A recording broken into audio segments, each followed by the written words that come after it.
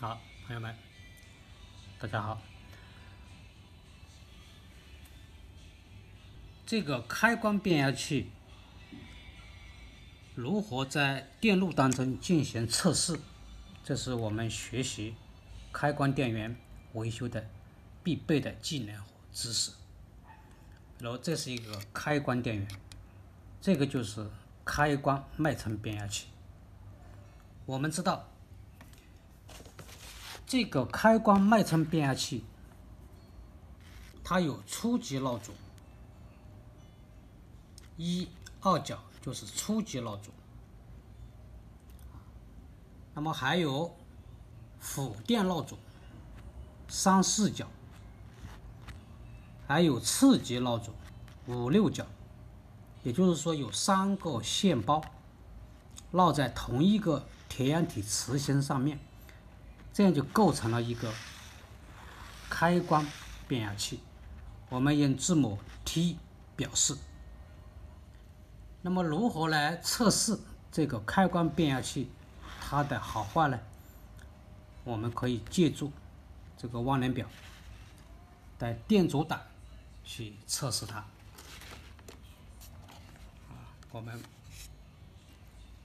翻到它的背面，我们看初级蜡烛，它输入端是接在这个正电源，也是滤波电能这个正电源这个就是初级蜡烛。初级蜡烛1角，它是直接接300伏的，也就是滤波电能器的正极端。那么另外一端，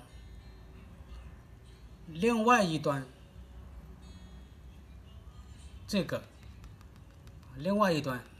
它就接到这个整档管，也就是我们的摩斯管的漏极地。好，下面我们来测试这个初级蜡烛。这是一个线包，那么它肯定是要相通的。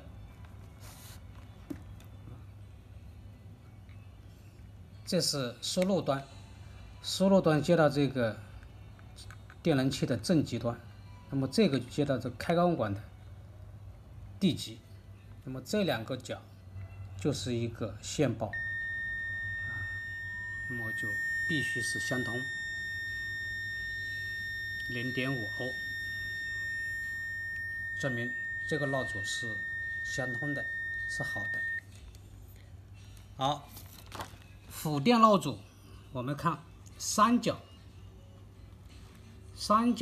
它是接到一个线流电阻和一个整流二极管，那么另外一端4角是直接接地的，3、4角也是一个线包，这2个角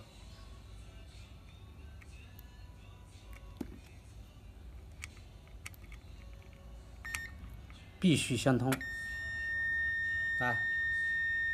这2个角必须相通。